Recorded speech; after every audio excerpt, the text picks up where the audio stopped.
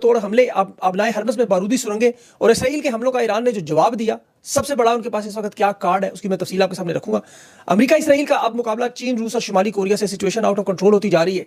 सलामती कौंसिल का इजलास जंगबंदी में या असल जंग की तरफ ये मामला जा रहा है। ईरान का कहना है जो हम करने जा रहे हैं उसकी मिसाल अब तारीख में नहीं होगी, और इसराइल कह रहा है हम आइंदा चंद दिनों में लड़ाई खत्म करवाएंगे। लेकिन ये मामला अब किस तरफ जाएगा? ईरान के जो स्लीपर सेल्स है वो भी एक्टिव हो गए हैं, शाम से लेकर नाइजीरिया तक और अमरीका तक मामला। आज इसके अलावा खैबर पख्तूनख्वा हुकूमत ने भी जो बजट का मामला है वो भी आखिर में तफसील से बताऊंगा, खान माइनस की कोशिश इनकी। इसराइल के 30 फाइटर जेट्स ने ईरान में मिलिट्री टारगेट्स पे हमला किया। इनका एक हेडक्वार्टर है, इमाम हुसैन हेडक्वार्टर्स का नाम है। खुरम शहर मिसाइलों का स्टोर है वहाँ गोदाम में, और इस पे यहाँ से 60 मिसाइल इसराइल पे मारे गए जो दुष्ट निशानों पर लगे। अब यहाँ इसराइल ने ईरान को नुकसान पहुँचाया है, लेकिन जवाब में कुछ एक ड्रोन गिरने की, एक जहाज़ गिरने की इसराइल की तरफ से इतलात है। और आज जो सरप्राइज पैकेज ईरान ऐलान कर रहा है उसमें कौन कौन से फ्लेवर के मिसाइल होंगे, कौन कौन सी किस्म के और नित नए मामलात होंगे, ये पूरी सीरीज होगी। अभी आज पता चलेगा, क्योंकि आज बड़ा अहम मामला होने जा रहा है। क्योंकि ईरान की जो न्यूक्लियर तंसीबात है जिसका अमेरिका दावा कर रहा है कि हमने उसे तबाह किया, उसका नुकसान हुआ या नहीं, ये बड़ा अहम लाखों डॉलर का सवाल। 4 माहिरीन जो बड़े इदारे institute for science and international security उसके सदर हैं, एटॉमिक एनर्जी जो इंटरनेशनल एटॉमिक एनर्जी के सरबराह राफेल ग्रोसी, और न्यूक्लियर वॉचडॉग आपको पता है ये चेक करते रहे ईरान की तंसीबात भी। इस्फहान में, नतांज में और फोर्दो में, ये 3 जो तंसीबात जहां अमेरिका ने हमला किया जेर ज़मीन 6 मीटर नीचे और ज़मीन के ऊपर। इस्फहान में जो थी उसके ऊपर तो 40 बिल्डिंग्स थी, तकरीबन आधा शहर आबाद था, 3000 साइंसदान काम करते थे। तो यहाँ पर कितना नुकसान हुआ ये बड़ा अहम मामला है। 18 इमारतें इसकी मुतासर हुई हैं, इसको नुकसान हुआ ज़मीन के ऊपरी सतह पर। जो नतांज में जो 6 बड़ी बिल्डिंग है वो, और 3 जेर ज़मीन जो थी। इसके अलावा सेंट्रीफ्यूज वो जो यूरेनियम का जखीरा है, और यहाँ पर 30 क्रूज मिसाइल मारे गए हैं अमेरिका की तरफ से।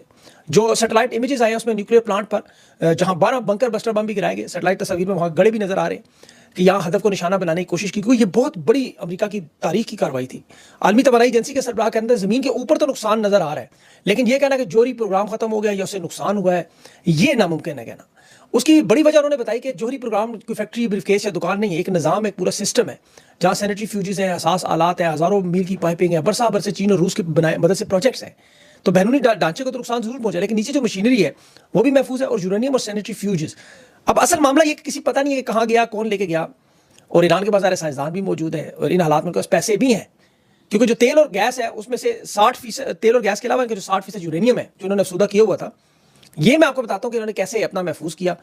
कि बजाय लग रहा था कि एटमी प्लांट अगर तबाह होंगे तो बड़ा नुकसान हो जाएगा, लेकिन एटमी प्लांट तबाह नहीं हुए, क्योंकि ये तबाह होते तो मौसम के लिहाज से पूरे मिडल ईस्ट में इस वक्त जिस तरह चेरनोबिल वाला मामला था या हिरोशिमा नागासाकी में हमने 1945 की रेडिएशन ताबकारी देखी, ऐसी कोई रिपोर्ट्स नहीं आई।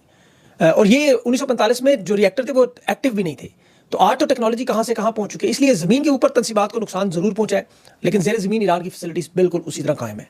इसीलिए अमेरिका कह रहा है हम दोबारा हमला करेंगे, वरना उन्हें कोई जरूरत नहीं थी हमला करने की, दोबारा कहने की। ईरान को असल में ये कोशिश कर रहे हैं कि मना करें, हम आपके ऊपर हमले करें, आप जवाब ना दें हमें, हम आपकी जोहरी तंसीबात जो है वो उन्हें सिर्फ उड़ाना चाहते हैं। अब ईरान ने जो तैयारशुदा यूरेनियम, देखिए असल मामला जो शुरू हुआ था वो चीन के जो पुरस्कार कार्गो तैयारे ईरान की फ़ज़ाई हदूद में आए और गायब हुए। बोइंग 747 कार्गो थे जो आमतौर पर फौजी सामान की नकलो हरकत के लिए इस्तेमाल होते हैं। ये ईरान की फ़ज़ाई हदूद में आके रडार से गायब हुए थे 15, 16 और 17 को। शुमाली चीन से उड़े थे, कजाकिस्तान, उज़्बेकिस्तान, तुर्कमेनिस्तान से ईरान आए, वहाँ अचानक रडार से गायब हुए क्योंकि चीन की टेक्नोलॉजी है। और फिर इनकी जो मंजिल यूरोप में लक्समबर्ग दिखाई जा रही थी, वो यूरोप में कोई तैयारा नहीं पहुंचा था, वो वहाँ फ़ज़ाई हदूद में दाखिल ही नहीं हुए। अब ये बड़े लंबा फासला तय करने वाले जहाज़ है जिसमें स्ट्रेटेजिक हथियार है, हसास पुरज़र अहम लोग भी होते हैं। अब चीन की मदद से ईरान ने ये सारा माल महफूज करवा के इन जहाज़ों के जरिए शिफ्ट किया है। ये 2 ईरानी जहाज़ पहले भी गोलबॉन और जीरान में 1000 टन प्रोक्लोराइड जो वो लेकर बंदरगाह जो है बंदर अब्बास वहाँ पहुंचे थे। और ये मिसाइल के ईंधन में, आपको पता है ये जो nuclear international uranium corporation company है चीन की, वो यूरेनियम की करती है अफसूदगी, वो सप्लाई होता है चीन के जरिए। तो दोनों सूरतों में ये वाज़ेह हो रहा है कि चीन की तरफ से ईरान को हथियारों में बाकायदा मदद मिलती रही और मिलती रहेगी। मिसाइलों का जो ठोस ईंधन है वो भी आपको पता है, उसके अलावा जो न्यूक्लियर प्रोग्राम है वो सारे का सारा चीन की मदद से है, जिस तरह पाकिस्तान का था। अब ये याद रखें कि चीन और ईरान के दरमियान ताल्लुकात जो 400 अरब डॉलर की एक लॉन्ग टर्म डील है, 50 अरब डॉलर की भी पिछले दिनों फिर डील हुई थी। अब जो ऑयल, जैसे तेल का मामला है, तो ऑयल टैंकर आपको पता है जो डार्क फ्लीट चीन जाते हैं ईरान की तरफ से बगैर झंडों के अबनाए हरमस से, और फिर वहाँ से युआन में जो पेमेंट्स होती है। तो ईरान, चीन और रूस और साथ शुमाली कोरिया, ये वो ब्रिक्स वाले ममालिक जो मजबूत करने के लिए यहाँ मौजूद है, इनकी यहाँ बड़ी इन्वेस्टमेंट है। और ये बताना इसलिए जरूरी है कि एक तरफ दुनिया सारी एक तरफ इकट्ठी हो रही है, दूसरी तरफ ईरान जहां हुकूमत इस वक्त हार मानने पर तैयार नहीं है। और ये बहुत बड़ा दाव खेल है ईरान की जो वॉर रूम सिचुएशन रूम से धमकी है कि जंग अब खत्म नहीं होगी। अमेरिका, अगर अमेरिका के अलावा भी जो बाकी ममालिक है जहाँ जहाँ इनके अड्डे होंगे, उनको भी हम निशाना बनाएंगे, मुसलमानों को छोड़ के। अब 1980 से याद रखें जो मिसाइल ईरान ने रखे थे, ये वो लॉन्च किए गए थे, ये वो इस्तेमाल, अभी तक नई टेक्नोलॉजी नहीं आई। इसराइल कोशिश कर रहा है जंग अब जल्द से जल्द किस तरह खत्म हो जाए कि हमें कोई फेस सेविंग मिल जाए, लेकिन ईरान ने जो अबनाए हरमस की रौनकें खत्म करने का, वहाँ जो बहरी जहाज है, आपको पता है कि जीपीएस शिपिंग जो है उस वक्त मुकम्मल जैमिंग है, हवाई जहाज़ों का भी वहाँ उस फजा में यही मामला है। और मेरे ख्याल में इसमें चीन ज़ाहिर है ईरान की मदद कर रहा होगा, जैसे पाकिस्तान हिंदुस्तान की जंग में उन्होंने फ़ज़ाई जंग में मदद की। अमेरिका ने भी चीन से रब्ता किया कि आप ईरान पर दबाव डालें, अबनाए हरमस बंद ना करें, उनकी मदद छोड़ दें। रूस ने, शुमाली कोरिया ने और ईरान ने मिलकर जो ब्लॉक मगरिब के सामने बनाया है, उसमें वज़ीर ख़ारजा मॉस्को आज उनकी मुलाकात है। अब ये चारों मुल्क इक़्तिसादी, फ़ौजी और सफारती सतह पर इंतहाई करीब है। चीन की तरह ईरान के भी, जो आपको पता है 2025 में एक शराकतदारी का बड़ा मामला है रूस के साथ, यूक्रेन की जंग में जिस तरह ईरान ने भरपूर मदद की। तो अब जो अबनाए हरमज़ है, जो माइनिंग का ऑपरेशन होगा, ये याद रखिएगा, चीन रूस की मदद उसमें, कि यहाँ पे आपको पता है जो, अच्छा चीन और रूस को तेल की सप्लाई कम नहीं होगी, क्योंकि ये दोनों ईरान का तेल खरीद सकते हैं, बहुत बड़ी मईशत है। बाकी दुनिया के साथ क्या होगा उसकी एक छोटी सी मिसाल से आप अंदाजा कर लेंगे। अगले हफ्ते से तेल की कीमत 75 बैरल डॉलर से 120 तक पहुंचने का मामला है, यानी 50-55 डॉलर महंगे। इसका मतलब आसान अल्फाज में पाकिस्तान में 284 रुपये लीटर पेट्रोल है इस वक्त, वो 646 रुपये लीटर हो जाएगा, 127% इजाफा। बाकी तमाम अशिया की कीमतों में 127% इजाफा आप करके देख लें दुनिया किधर जाएगी। और ये जो मुजाहरे आपको अमेरिका यूरोप में शुरू हो गए ट्रंप के खिलाफ, वो आपको किस लेवल पर नजर आए वो भी सोच लें। और ये मामला इसराइल और ईरान तक नहीं, ये आलमी ताकतों का जो नया तवाज़न है, क्योंकि ईरान की पार्लियामेंट ने अबनाए हरमज़ को बंद करने की मंजूरी दी है। ये जो 20% तेल की हम तिजारत सुनते हैं, उसके साथ 30% गैस हम भूल जाते हैं। मिडल ईस्ट में ये तेल की सप्लाई सऊदी अरब, इराक, कुवैत, बहरीन, अरब अमारात, कतर, ये सारे करते हैं, तो सारे नुकसान में जाएंगे। और ये करते हैं किसको? अमेरिका, यूरोप, चीन, जापान, भारत, जनूबी कोरिया, सारी दुनिया को। तो जो हालात इस वक्त अबनाए हरमस पे ईरान के जहाज़ों ने बाकायदा तौर पे घेरा हुआ है, इनकी जो शिप है वो वहाँ मौजूद है। और ये वो जहाज़ है जो माहीगीरी के नाम पर और मुसाफिर आपको बरदार जहाज़ों के नाम पर जो रजिस्टर्ड नहीं थे, पहले से मौजूद है। इनका बेड़ा सरफराज काफ़ी अरसे से वहाँ था। ये अबनाए हरमस को रोकने के लिए समुद्री रास्ते कंट्रोल करने की तैयारी है, और इसे खुलवाने के लिए ज़ाहिर है अमेरिका, यूरोप समेत इन तमाम ममालिक को या तो ईरान के ऊपर खुदा न खास्ता आंधाधुंध बमबारी करनी पड़ेगी, और उसके नतीजे में ईरान को अपना सब कुछ दाव पे लगाना पड़ेगा। और इस दौरान जो है रूस मेरे ख्याल में यूक्रेन की साइड से कोई बड़ा मिलिट्री ऑपरेशन कर गया यूरोप को रोकने के लिए, क्योंकि ज़ाहिर इस वक्त जेलेंस्की कह रहा है कि यूरोप के दूसरे ममालिक पर रूस हमले की तैयारी में, क्योंकि ये रूस और चीन भी अब सोच रहे हैं अमेरिका को देख के कि ऐसी बदमाशी अगर ये कर सकते हैं तो हम भी कर सकते हैं। साउथ चाइना सी में और ताइवान में चीन भी खुल के खेलेगा। और शुमाली कोरिया को तो आपको पता है स्ट्रेट हैंड है। वो किम योंग की स्टेटमेंट में देख रहा था, वो कह रहा है हमारे जोहरी हथियार जो है उसका बटन हमेशा मेरे मेज़ पर रहता है। तो इसके अलावा जो ईरान अमेरिका में मौजूद इनके स्लीपर सेल्स हैं, वो आपको पता है अभी अमेरिकी सहाफ़ी ने दावा किया कि ईरान से मुतल्लक रखने वाले जो स्लीपर सेल्स हैं वो मगरिब में एक्टिव किए जा रहे हैं। और ये प्रॉक्सीज़ के जाल जो है आपको पता है लेबनान, शाम, इराक में वो भी शुरू हो गए। शाम में चर्च में जो कल हमला हुआ, 15 लोग वहाँ इबादत करने गए थे। बशारुल असद के जाने के बाद दिसंबर से लेकर अब तक 6 महीनों में ये पहला इस तरह का हमला हुआ है जो इसराइल ईरान के तनाज़े में नजर आया। तो मिडल ईस्ट में वही आग और बारूद का खेल दोबारा शुरू हुआ। अफ्रीकी ममालिक नाइजीरिया से शुरू हो चुका काम, और खुदा न खास्ता ये आग बढ़ते बढ़ते पाकिस्तान की तरफ आएगी, और अमेरिकी मफाद जहाँ जाए वहाँ खतरा होगा उनको। अब ईरान के साथ देखें, अब मुसलमान उम्मत को खड़ा होना चाहिए, मुसलमान तमाम ममालिक को। हमारी आंखों के सामने हमने देखा रूस और यूक्रेन की जंग लगी, जहाँ इमरान खान उस दौरे पर गए। अब रूस जो है वो दुनिया का सबसे बड़ा मुल्क है, जो यूक्रेन से 28 गुना बड़ा है, जंगी एतबार से, माली एतबार से, मईशत के एतबार से 28 गुना। यूक्रेन के साथ अमेरिका, बरतानिया, फ्रांस, जर्मनी, यूरोपीय union, Canada, Australia, Sweden, Norway, मतलब सारी दुनिया 50 ममालिक इकट्ठे हो गए। इन्होंने डॉलरों की बरसात कर दी इसके ऊपर। 3 साल 4 महीने हो गए, रूस अभी तक यूक्रेन को फतह नहीं कर सका। फौजी मदद, माली मदद, इंसानी मदद, ये सब देते रहे। ईरान इस वक्त देखे क्या कोशिश कर रहा है कि वो मुसलमानों की जो लूटी हुई इज्जत है और छीनी हुई शान है वो वापस ले आए। वरना हम तो बचपन से कुफार की तोपों में कीड़े पड़ जाए, यही दुआएं करते रहे जुम्मे के खुतबे के बाद। आज 58 इस्लामी मुल्क है और एक एटमी मुल्क पाकिस्तान खौफजदा है। सऊदी अरब ने स्टेटमेंट जारी की तो उन्होंने उसमें तशवीश का लफ्ज़ दिया, हमें तशवीश है अमेरिका ने जो बमबारी की। अब तशवीश होता है आपको, तो बेचैनी, मजम्मत चाहते थे जहाँ मजम्मत का लफ्ज़ आना चाहिए था कि हम नापसंद करते हैं इस अमल को, उसके ऊपर सख्त मौक़िफ़ होना चाहिए था। अब 40 के 40 इस्लामी मुल्क जो आपको पता है दौलत से माला माल, इस्तांबुल में, वहाँ फ़लस्तीन ये पार्ट 2 हो रहा है ईरान के साथ, लेकिन किसी ने उस पर बात करने की ज़रूरत ही नहीं समझी। और मजम्मत का लफ्ज़ लिखने तक ये नहीं तैयार। लफ्ज़ मजम्मत, एक छोटी सी स्टेटमेंट आ जाती है। अभी ये पता चल गया हुआ कैसे, ये मार्को रूबियो ने, अमेरिकी वज़ीर ख़ारजा ने ये सारा भंडा फोड़ दिया फॉक्स न्यूज़ को। उसने कहा ये जितने भी मुखालिफ, ये एटमी मुल्क भी खासतौर पाकिस्तान का कहा था, ये जो बयानात दे रहे हैं, मजम्मत कर रहे हैं कि वज़ीर, ये पीठ पीछे हमारे साथ मिले हुए हैं।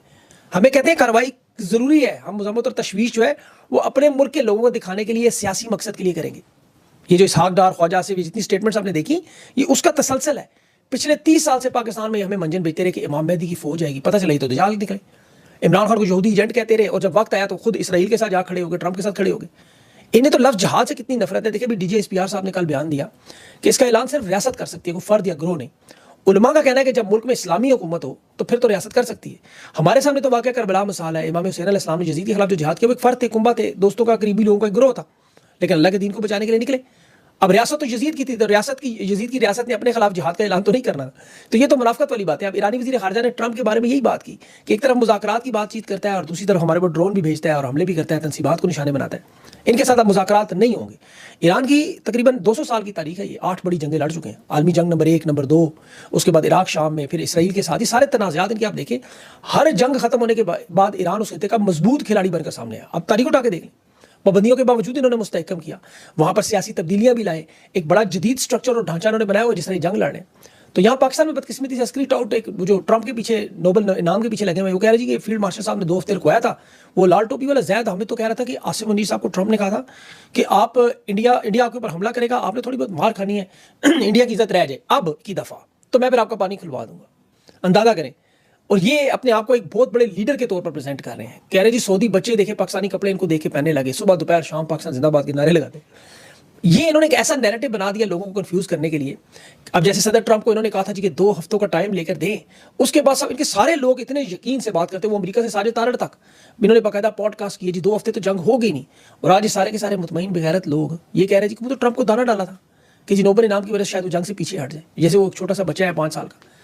बहरहाल इन तमाम लोगों को बुला के देखिए हुकूमत ने कल क्या हदायत दी कि एक तो डोनाल्ड ट्रंप का ये जो मामला है इसको दबा दें बिल्कुल, अब कोई ये नोबल शोबल की बात ना करें, वो तहरीक इंसाफ वाले भी अगर कुछ करें तो उनकी बात चलाएं ही ना, जिस तरह आवाज़ पे पाबंदी है। और सबसे बढ़कर जो देखे ईरान के सफ़ीर ने जो रद्द अमल दिया, उसने कहा मुझे बड़ा अजीब लगा पाकिस्तान ने डोनाल्ड ट्रंप को नोबल इनाम के लिए मुंतखब किया और उसमें इन्होंने वो बयान ही नशर करने से रोक दिया। 12 इंटरनल मामलात पे अभी देखें जो खैबर पख्तूनख्वा की मशरूत बजट पास करने की अली अमीन गंडापुर साहब ने 2 दिन पहले तो बड़ी बड़के और डायलॉग थे। अब वो कह रहे हैं मशरूत बजट पास करेंगे, असम्बलियाँ तहलील की तो तनख्वाहें रुक जाएंगी और ये हमारे पार्लियामानी पार्टी के इजलास में, वो मिशाल यूसुफजई ने कहा ऐसा कोई इजलास में कोई बात नहीं हुई। आप इनकी 2 दिन पहले की स्टेटमेंट्स को उठा के देखें और आज देखिए ये यू टर्न उन्होंने मारा क्यों। ये असल में तहरीक चलाना नहीं चाहते, बजट पास करना चाहते हैं, हुकूमतें अपनी चलाना चाहते हैं और फिर इमरान खान के पास जाके जी बजट तो पास करना मजबूरी, वरना सूबा रुक जाना था, हमारा काम होता। ये खान के साथ अगर ये मुखलिस होते यकीन करें सारे लोग, तो इन्हें नशिस्तों की हुकूमत की कोई परवाह ना होती, बिल्कुल कोई परवाह ना होती। जिस तरह आप अपने रहनुमा अपने कायद के लिए जब कुछ ना कर सके तो आपको हक भी नहीं होना चाहिए 10-10 लाख तनख्वाहें, 9-9 लाख पर तनख्वाहें, प्रोटोकॉल लें, बेहतरीन जिंदगी गुजारे, खान के नाम पर वोट लेके। आप खान की जब कोई मदद नहीं कर सकते तो आपको चाहिए कि आप अपनी इन हालात में भी, अवाम को तो आपकी कोई मदद नहीं चाहिए, आप जाके पूरे पाकिस्तान में सर्वे करें, लोगों ने वोट इमरान खान की रिहाई के लिए दिया, उसमें अपना काम है। तो ये अब सूबा रुक जाएगा, हमारे सारे मौशी मामलात रुक जाएंगे, इन चीज़ों से इमरान खान की रिहाई से कोई फ़र्क नहीं पड़ना। इमरान खान से पूछेंगे वो तो कहेगा कर दो बेशक, लेकिन ये इन लोगों की वारदात है मुलाकात के बगैर कर, इनके पास इतना बड़ा कार्ड था, ये इस निज़ाम को चलाना चाहते हैं फॉर्म 47 का, जो आपको पता है खुद भी इनकी साजिश, ये उसका पार्ट बन चुके हैं। इस वक्त तो तहरीक इंसाफ की हुकूमत होती, इनका वज़ीर आज़म भी होता तो यही करते, बजट पास भी कर रहे होते, मुल्क भी चला रहे होते, इमरान खान से जेल में ही रहते। तो खैबर पख्तूनख्वा में जो हो रहा है जी, अब हमारी आगे मुहिम नहीं चलेगी, जैसे पहले इन्होंने बड़ी तहरीक चला लेनी थी। इस वक्त इनमें और पंजाब हुकूमत में कोई खास फर्क नहीं है। पंजाब हुकूमत में 10 खरब की करप्शन हुई, 3 सहेलियों ने, जो आपको पता है 3 टिकटॉकर्स ने जो ईद की आलाइशों पे भी 30 अरब का टीका लगा के खांचा मार के। यहाँ खैबर पख्तूनख्वा में भी करप्शन के वही मामलात, अभी वो उसी ऑडिट फर्म ने वही सारा मामला हुआ है जो AGP APG के ऑडिट में सामने है कि यहाँ पे भी इसी तरह ही करप्शन है, जिस तरह उनकी माली बेज़ाब्तगियाँ इनकी भी वही हैं। फ़र्क है, एक 10 खरब है और एक शायद कुछ कम होगा, एग्जैक्ट अमाउंट मेरे ज़हन में नहीं है, लेकिन असल मामला जो है इमरान खान के बगैर बजट पास करना, ये इमरान खान से गद्दारी है मेरे ख्याल में। क्योंकि इमरान खान से मुलाकात, इमरान खान का 2 टोक इस पे वाज़ेह पैगाम था। अगर इन्होंने बजट इस तरह पास करना है तो फिर ये नज़र आ रहा है कि ये इमरान खान के बगैर सिस्टम को बता रहे हैं कि इमरान खान जेल में भी रहे, हमें कोई मसला नहीं। तो ये पाकिस्तान की कौम को इस पर इनको ज़रूर सवाल पूछने चाहिए इनसे, क्योंकि आप लोगों ने इनको वोट दिए हैं, आप लोगों ने इनकी सपोर्ट की है और इनकी जो बयानात है वो भी खैर कोशिश होगी मेरी इंटरव्यू करूँ, लेकिन ये जंग के मामलात है, आपको पता है आजकल खान की तरफ से भी 2 हफ्ते का ब्रेक है, तो इस वजह से मेरी फोकस इस तरफ है। लेकिन इंशाल्लाह दोबारा इन मामलात की तरफ ज़्यादा मैं कोशिश करता हूँ कि ज़रूर इनको साथ लेके चलूँ। अपना ख्याल रखें, मुझे इजाज़त दें, अल्लाह हाफ़िज़।